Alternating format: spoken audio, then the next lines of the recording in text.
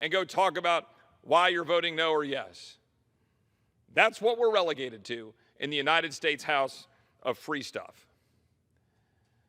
But today we just voted to extend the funding of government with a continuing resolution, which is going to barrel us towards trillion-dollar deficit this year, give or take. Who knows? Does it matter? Does anybody know what the difference is between a trillion or 1.2 trillion? Does anybody know the difference between $29 trillion of debt or $30 trillion of debt?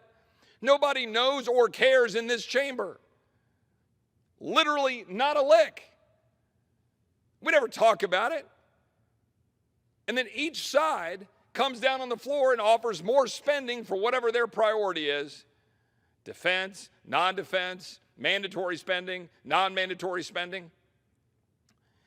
If the unbelievably terrible circumstance occurred at Friday night at midnight of this government daring to pause, do the American people know that about 82% of it is on autopilot with mandatory spending? I mean, does that matter? When you walk out and a gaggle of reporters come up, with bated breath, oh no, there might be a government shutdown. It always gets paid back. 82% of it keeps running. And there's never a serious debate about what's actually happening here in the United States of America. We never sit down like a family or a small business, roll our sleeves up and decide how to spend money. Do you imagine if we actually had to adhere to a budget like any business or American family, and we actually had to sit down, Madam Speaker, at that table and not leave this chamber until we said our budget is $3 trillion or $4 trillion, whatever it is. Here's our income. Here's what we can spend. That's all we can do. Let's figure out our priorities. Well, we disagree. Do you want to fund NEA? Do you want to fund the Department of Education, XYZ? Do you want to fund the military? Do you want to fund specific B-52 bombers? Do you want to fund healthcare? Do you want to fund border security? Make a choice. We never make a choice, ever. Both parties, by the way, both leaders, we never make a choice. All we do is preen and posture and come down here with massive bills that have some of our priorities depending on who's in the majority. That's it. And again, we're relegated to being the United States House of free stuff. You got to call it free stuff because we're just printing the money to do the stuff. We're down here talking about, we got to cancel the student debt. Well, man, wouldn't that be lovely? Who cares about the people who have already worked hard their whole lives to pay off their student loans, whether they be black, brown, white, male, female, who cares? They've worked their whole life, they paid off their student loans, they did what they were supposed to do, or they're in the middle of paying off their student loans. Oh no, let's just come down here. One of my colleagues just said $50,000, President Biden. He just picked that number out of the air. $50,000 of free stuff, here you go. Somebody else chose not to go to college. Somebody else started a business, worked hard, borrowed money to run a business. Guess what? That money also had interest to my colleague from Michigan who was down here talking about, the pain of interest. As if it's not as old as time, as if it's not biblical to say, hey, I don't have the money to do something. I would like to have the money to do something. How might I get the money to do something? I don't know. 1, get a job and earn the money, save the money. 2, ask for it from somebody who loves you. 3, borrow it. Okay, now what do you do with that? Go do something with it. Make a choice. Start a business. Start a lemonade stand. Go to college if you want. But let's just go pay off $1.7 trillion of debt. Doesn't matter if you went to school and got a degree in sociology or gender studies and you're floating around and you're trying to figure out what you're going to do with your life. Let's pay off that $140,000. There ain't no free lunch. But we live in this fiction that we can just keep printing money. And the horrors of printing the money is not just that we have $30 trillion of debt. It's not just that we have rampant inflation. It's not just that we're undermining our dollar. It's not just that we're handing over power to China and every other country around the world to kick our rear ends. It's that we're funding a government to do things to us, to interfere with us. We're funding an FBI to target parents for daring to question the wisdom of school boards around this country. And then people say, oh, well, that's not true. You must be embellishing. It's not true. We just had hearings with the Attorney General of the United States. We just saw memoranda making it very clear that the FBI is targeting parents. We're funding that. For all Americans out there watching this, all 12 of you, we're funding that. We're taking dollars, we're borrowing dollars, spending money we don't have, and we're taking those dollars and we're funding an FBI to target parents. We're taking dollars and we're taking away dollars from police departments, and federal dollars are going in and funding programs allegedly to take the place of police, and then wondering why department stores are getting looted. And then you've got the White House press secretary today literally at the podium saying that's the fault of the pandemic, all of the looting. We're not talking about somebody breaking into a grocery store to buy a loaf of bread. We're talking about people swarming a department store and taking Gucci bags. Oh no, let's not enforce the law. Let's not enforce the rule of law. Let's blame it on the pandemic. Let's blame Border Patrol for whipping migrants, which was demonstrably and totally and clearly false. There is no shame coming from the press secretary's office of the White House. No lie that won't easily slip out about what's actually going on, like Border Patrol agents whipping migrants. No apology.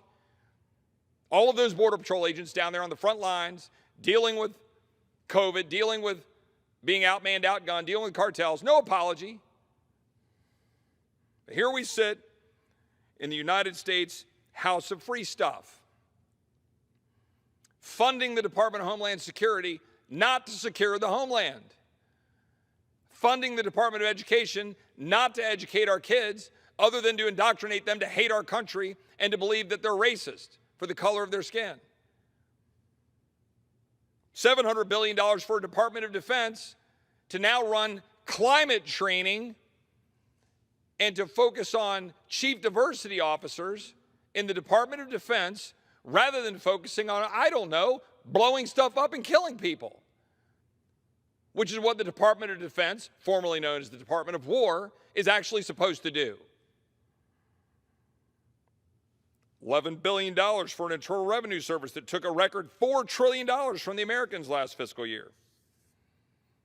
$9 billion for an EPA that is destroying American energy through regulation, pushing a radical climate agenda. None of which, by the way, is actually going to drive down CO2 production, which we've been doing with clean-burning American natural gas over the last decade. And today, we passed this continuing resolution in the United States House of Free Stuff that rack up another $1 trillion of debt, continuing to fund agencies to carry out their tyrannical activities, in particular, to carry out vaccine mandates on the American people that are getting slapped down one by courts across this country. Because, of course, the President of the United States doesn't have the authority or the power to mandate that an American citizen go into a doctor's office and get a needle jabbed in their arm. He doesn't have that power. And the United States House of Free Stuff here, allegedly representing the people, is supposed to actually care enough about representing those people to stand here as a bulwark holding the line against an authoritarian president of the United States, against a president carrying out executive overreach. That's what we see happening. He's being slapped down left and right by the courts. Now look, I don't believe in wearing a partisan hat when we're talking about standing up for the Constitution, standing up for Article 1 branch of the federal government. I introduced legislation when the previous president, Republican, President Trump, was in office, called the Article 1 Act, to take away powers from the president with respect to emergency powers being used. I did so, frankly, in the wake of the use of dollars for border fencing and wall construction, which I supported, which was important, which was a response to an emergency, and by the way, was working. But it was important for us to start laying out a foundation for protecting Article 1, the United States Congress. And today, we passed a continuing resolution that we sent over to the United States Senate, and we never had a vote in this body about the vaccine mandates that are being slapped down in courts across this country for being unlawful, unconstitutional, tyrannical overreach by the executive branch of the United States. Never in our history have we had federal mandates applying across the country to the American citizens that they must be vaccinated. They have been local decisions, local schools, local counties, in states, in specific responses to highly communicable diseases that they knew might be communicable and be pulled back by a vaccine. And after many years of study, with massive numbers of exemptions and protections for individual liberty and choice, that is the history of how we have handled it in a federalist 50-state republic.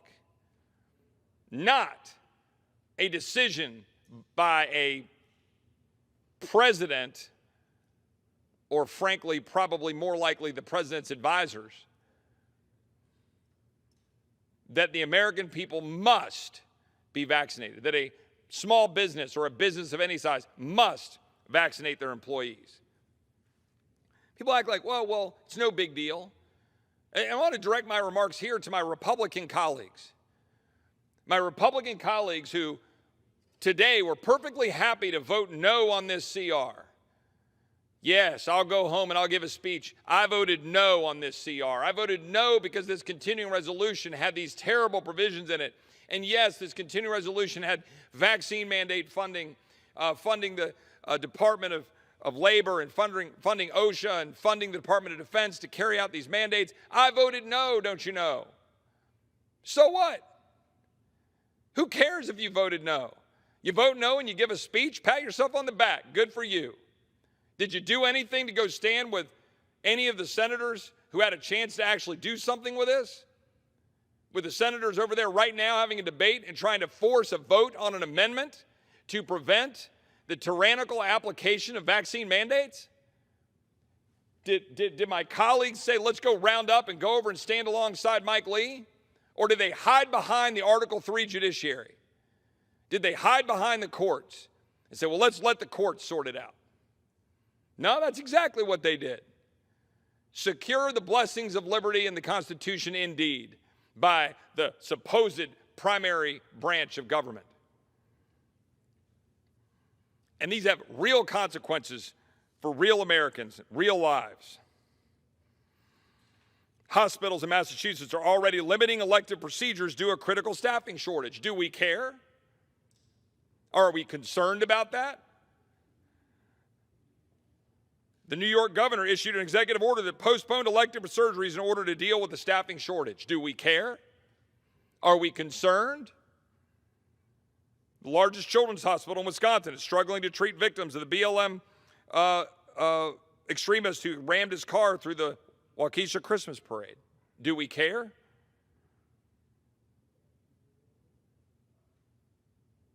Dear friend of mine, suffering from multiple sclerosis, teaching at a university. She's being told she may not be able to continue teaching because she believes, in consultation with her doctor, that it is in her best interest not to be vaccinated at this time.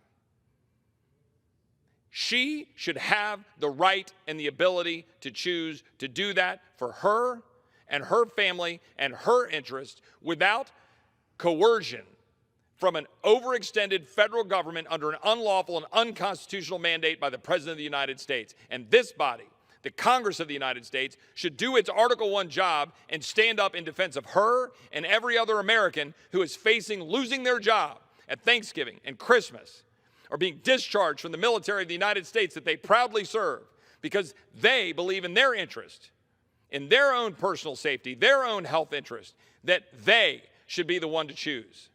not a faraway president. We structured this government specifically not to do this. We structured this government with federalism and separation of powers specifically to avoid having a king.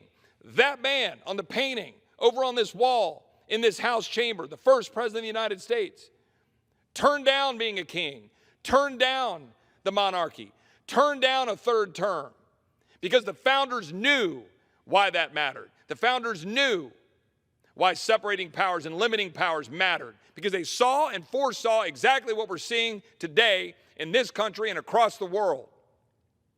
We're in Austria and Germany and Australia and places around the world. We see mandates forcing people to be in their homes and not go out and not engage in society because they're not vaccinated. It's absurd. This country is built on a bedrock of liberty and protecting liberty and securing the blessings of liberty. And this president is stepping on it, and the United States Congress, members of both parties, are MIA, missing in action, unwilling to stand up in defense of liberty while patting themselves on the back for voting no on a continuing resolution and then kicking it over to the Senate for one man to stand on the floor of the United